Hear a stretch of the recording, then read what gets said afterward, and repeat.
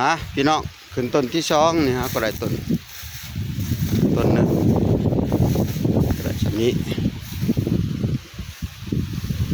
วันนี้เริ่มต้นที่สองขึ้นอยู่หน้าตันชุบ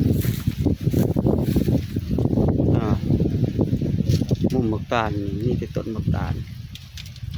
สายาวักเขตนี่เป็นหน้าตันชุบย้อนมาบักตาลนายฝึกจึงใส่ชื่อหน้าตันชุบ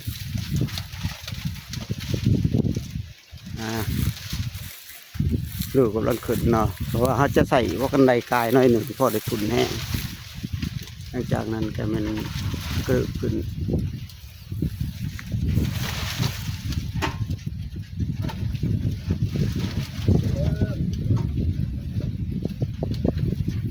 เด้องาเบื้องเนื้อเนี่ยเบื้องนี้เห็นบ่งาตายมันดีมากเบื้อง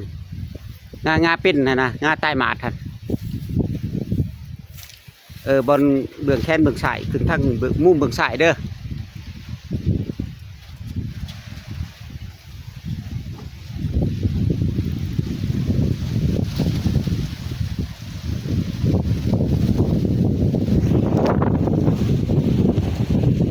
อากาศเย็นดี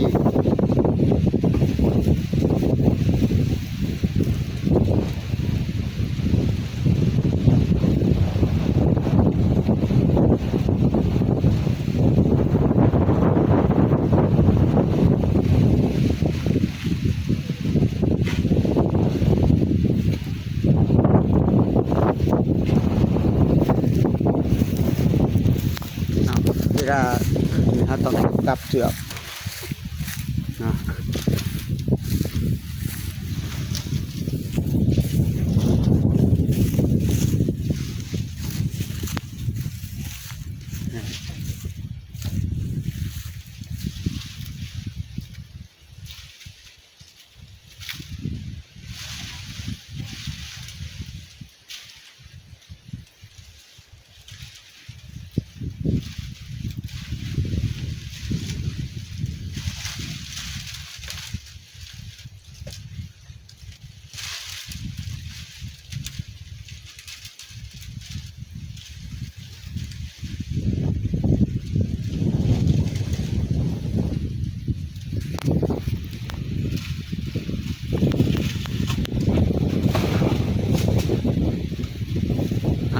หรือว่าขึ้นฮอตแล้วแหละจะเห็นเสือประมาณ15 ว่า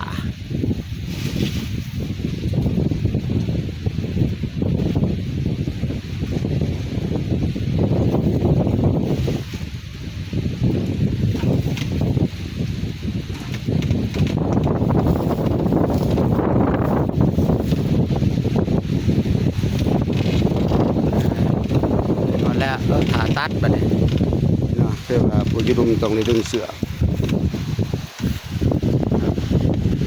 ต้นตาล